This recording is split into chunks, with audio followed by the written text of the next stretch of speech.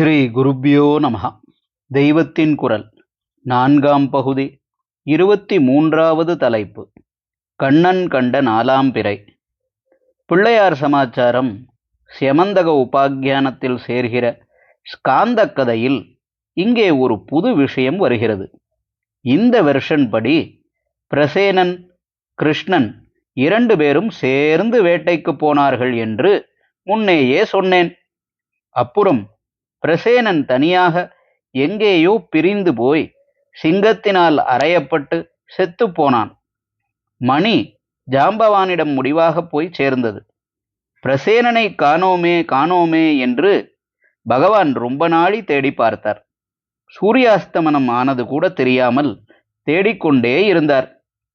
அஸ்தமனத்துக்கு கொஞ்ச நாளி கழித்து அகஸ்மாத்தாக அவர் ஆகாசத்தை பார்த்தபோது அங்கே பளிச்சென்று 4ஆம் பிறை சந்திரன் தெரிந்தது. அமாவாசைக்கு அப்புறம் குறிப்பாக பளிச்சென்று தெரிவது 4ஆம் பிறைதான். 3ஆம் பிறை என்பது காலை சுமார் 8 மணிக்கு உதித்து ராத்திரி 8 மணிக்குள் அஸ்தமித்துவிடும். சாயங்காலம் 6 மணி சுமாருக்கு சூரியாஸ்தமனம் ஏற்படும் வரை சூரிய வெளிச்சத்திலே பிறை தெரியவே தெரியாது. ட்விலைட் என்கிற சந்தியா வர்ணஜாலம் அடங்கும் 6:30-7 மணி சுமாருக்கு 3ஆம் பிறை மேற்கே ரொம்பவும் கீழே சாய்ந்திருக்கும். அதனால் கவனமாக பார்த்தாலே தெரியும். 4ஆம் பிறை இப்படி இல்லை. அது கார்த்தாலே 9 மணி சுமாருக்கு உதித்து ராத்திரி 9 மணிக்கு அஸ்தமிப்பது.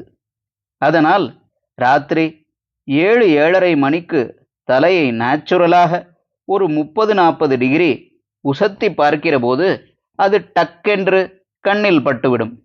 இப்படித்தான் கிருஷ்ணர் பார்த்தார். உடனே சரி, இருட்டிவிட்டதே, இன்னும் காட்டிலே தேடிக்கொண்டிருக்க வேண்டாம் என்று நினைத்து கூட வந்தவர்களோடு துவாரகைக்கு திரும்பிவிட்டார். ஹரஹர சங்கர, ஜெய ஜெய சங்கர. தெய்வத்தின் குரல் மேலும் ஒலிக்கும்.